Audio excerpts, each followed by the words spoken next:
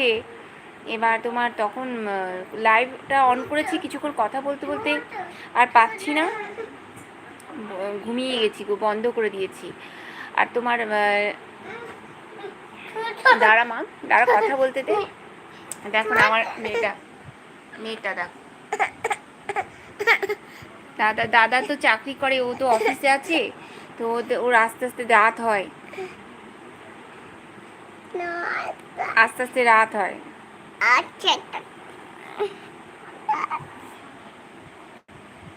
ও এলে তারপর চাটা বসাই। আমরা তার আগে বলতে গেলে চা খেয়ে নিই, মানে 8টার দিকে খাওয়া হয়ে যায়, টিফিনটা তার আগে খেয়ে নিই, তারপরে চাটা খাই। কিছুক্ষণ পর মুদি আসছে লাইভে। ও হ্যাঁ, মৌ আজকে আসবে নাকি জানি না, কেননা মৌর লাইভ কালকে দেখলাম হয়নি।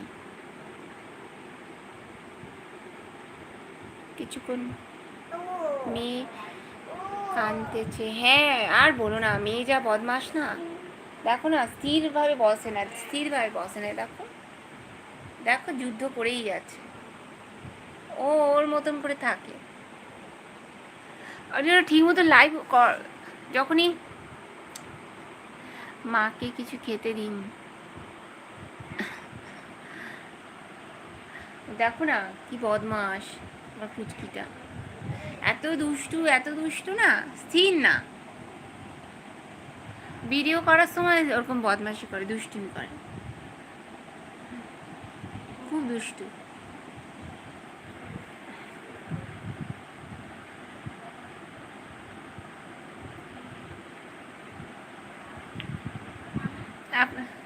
আপনার বাড়ি কোথায় বলছিলেন যেন? আপনি হঠাৎ আপনি বলে দিলাম, বাড়ি কোথায়? দাঁড়াও মামা,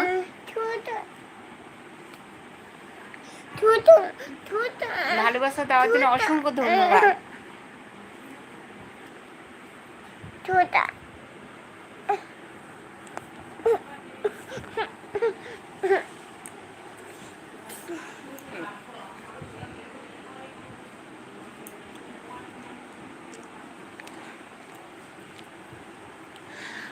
বাড়ি কোথায় বলছিলে এমডি? এখন রান্না করব,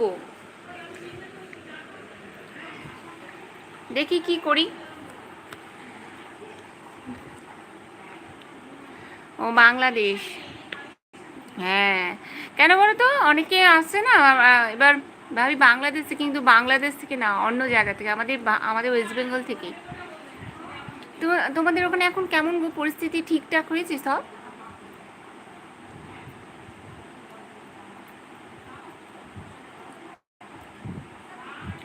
সব এখন নর্মাল হয়ে গেছে না?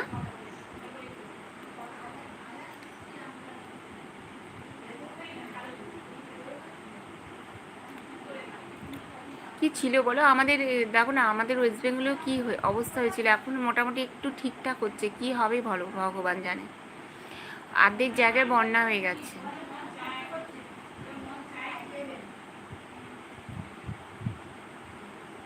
হ্যালো ফ্রেন্ড, তোমরা কে কোথা থেকে দেখছো প্লিজ একটু বলো, যদি তোমার চ্যানেলে সাবস্ক্রাইবার না হয়ে থাকো প্লিজ চ্যানেলটাকে সাবস্ক্রাইব করে পাশে থেকো।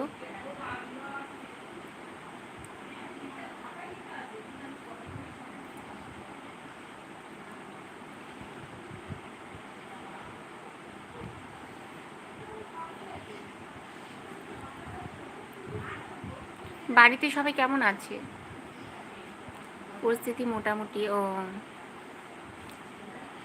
না, তোমরা কি বাংলাদেশ থেকে আমাদের ভারতে এখন আসতে পারবে? আগে যেমন আসতে, মানে তোমাদের ভিসা করলে যেমন আসতে পারতে আগে, তো এখন কি আসতে পারবে, মানে আমাদের ভারতে এখন কি আসতে দিচ্ছে বর্ডার ক্রস করে?